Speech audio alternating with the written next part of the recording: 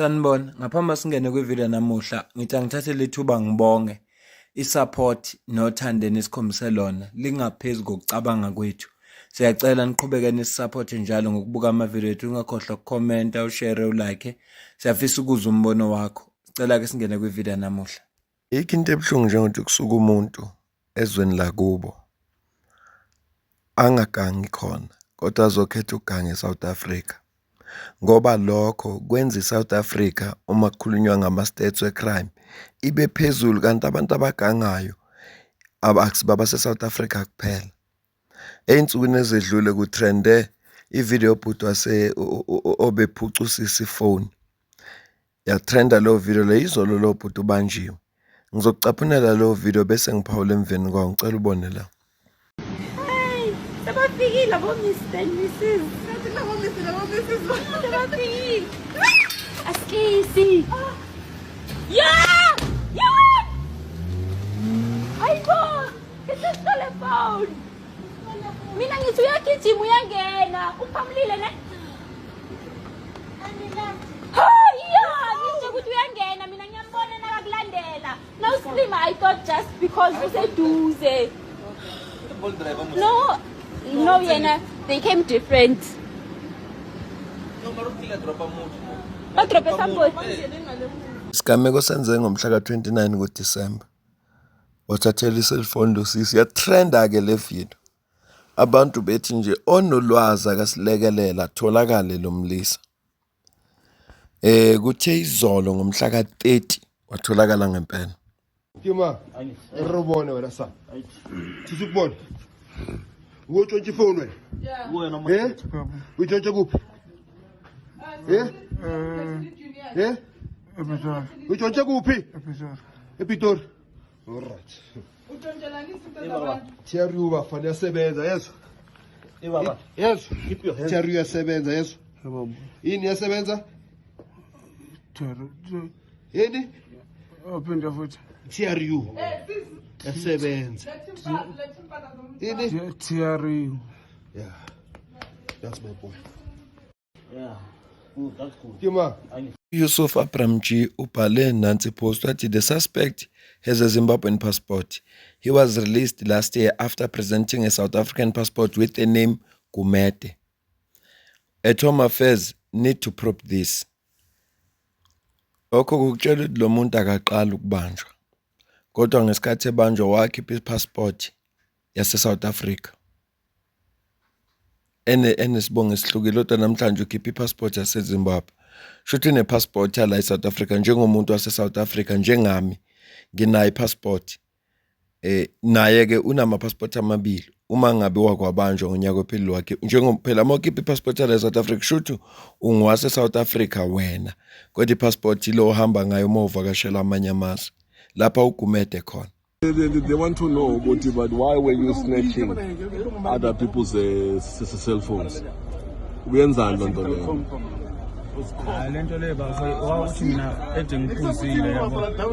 So benzela ngiyazama ukuthi ngihlanganise sana. Ngiyazama. Yebo time. Kubantu uthi uthetha lama phones kuma ePretoria la kuma Joburg nguwe lo.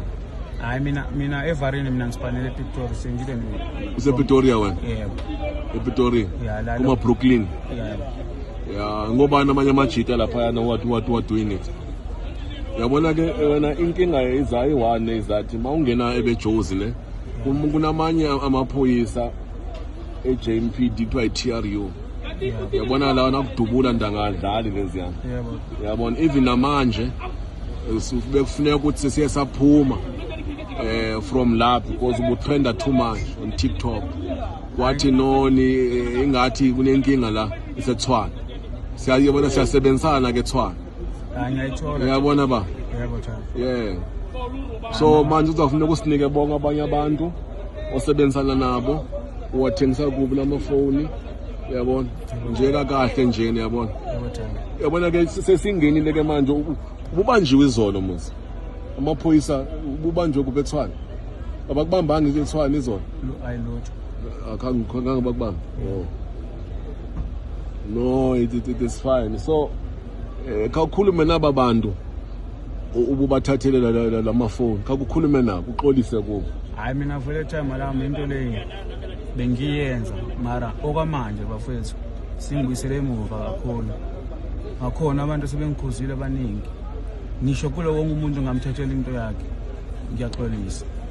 Hayi ukuthi mhlambe ngokudelela mara ngokuhlonipha. Into esingayifunda from kule story nje siqeda kusibuka manje ukuthi uma i-footage yesigameko ireleasiwe yabonwa amamember omphakathi, umuntu lo osukenza ubugebengu uyashesha ukubonakala, uyashesha ukubanjwa ngoba nomuntu ombona uyakwazi ukumreport. Awu imagine same scenario kube yenzeke ngendaba ka DJ Waras.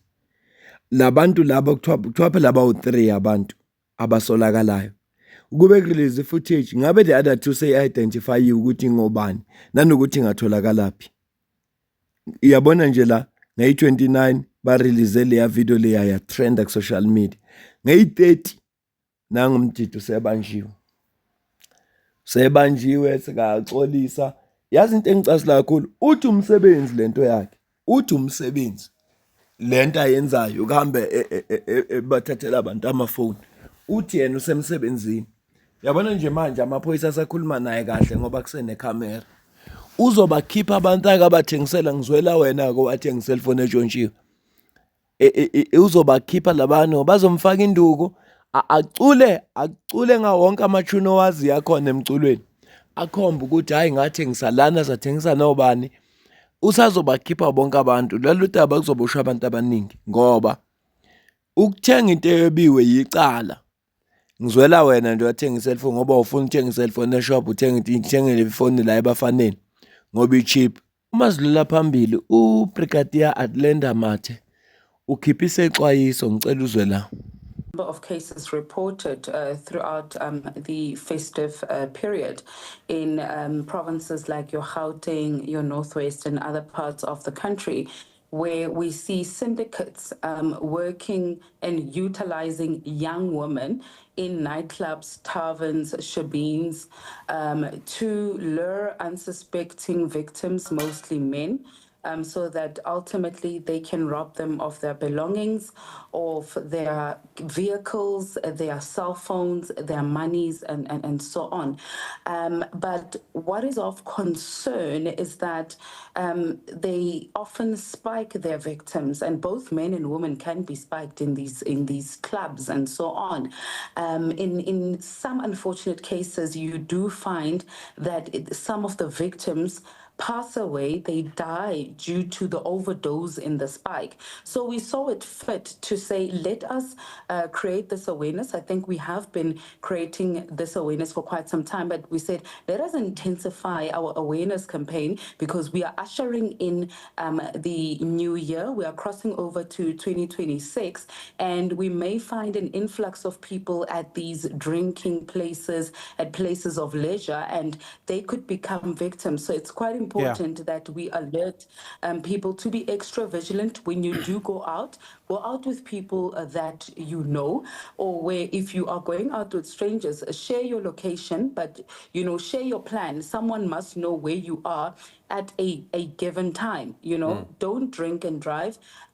Don't limit your alcohol intake. I think it's quite important that we send out that alert because we have had a number of cases, men leaving these taverns, nightclubs with these women, spiking them. Some of them end up dead, or some of them end up without their belongings. Balekile ke lesexwayiso ngoba kusetshenziswa abesifazana abahle ukulutha amadoda lawo kanti benzela ukubarobha babafakele okuthize etshwaleni uthi akungasaboni lutho ulahlekelwe ikho konke onakho.